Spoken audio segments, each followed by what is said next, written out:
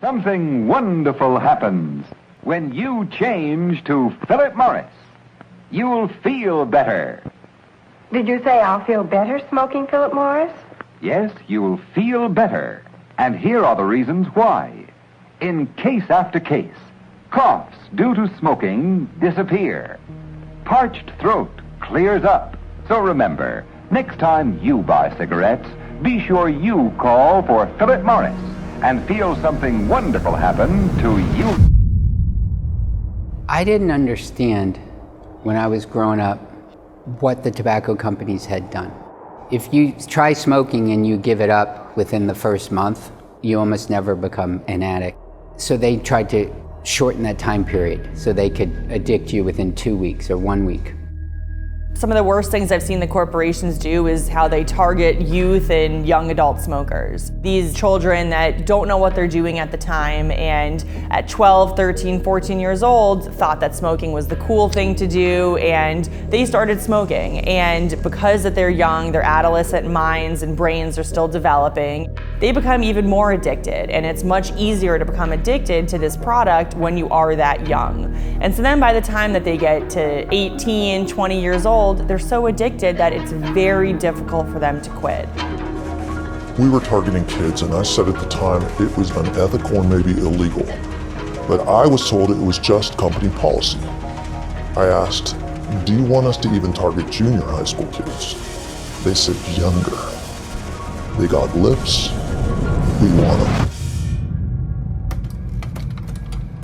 So Cindy Noggle, she was young when she started smoking. I first met her when she was in her 40s. She could barely walk from her house to the car. She needed oxygen 24/7, or she would have suffocated. She had chronic obstructive pulmonary disease from smoking, and so her lungs had trouble extracting oxygen. 5 minutes with her was scary.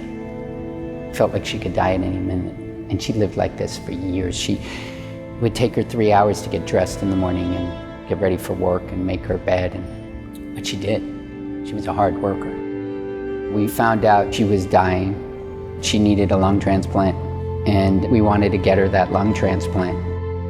We made a low demand, a very low demand, just enough to get her that lung transplant, and Philip Morris said they weren't going to pay 1 penny ever. You have to remember that Cindy didn't start smoking today. She started smoking in a different world. And so the first thing is we have to paint a picture of that world. When judges smoked on the bench, when doctors smoked when they were examining you, when everyone in the office smoked. Smoke filled office buildings, and it was normal. Kids would make ashtrays for their parents at school. Not only did the vast majority of people not understand it was bad for you, but the tobacco companies were hiding that fact. They knew it. And they were targeting young people. They were targeting children.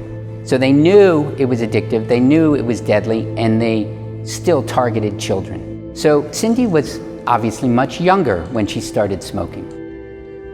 100 million people died of smoking in the 20th century. We're on track to lose 1 billion souls from smoking. These corporate killers, these tobacco companies, these global apex corporations, they're borderless, they're lawless. Someone has to say no, that this is not the world I want to live in, that this isn't the world I want my kids to live in.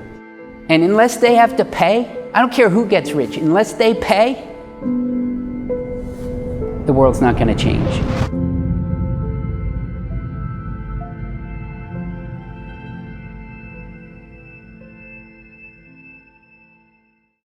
Cigarette companies make it hard by engineering their cigarettes deliberately to be hard to stop.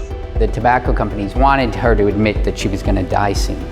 There's a chance that our client may not make it to the courtroom. She wanted to make a difference in this world, and the case still mattered to her. And the only way she could make a difference in this world is through this verdict.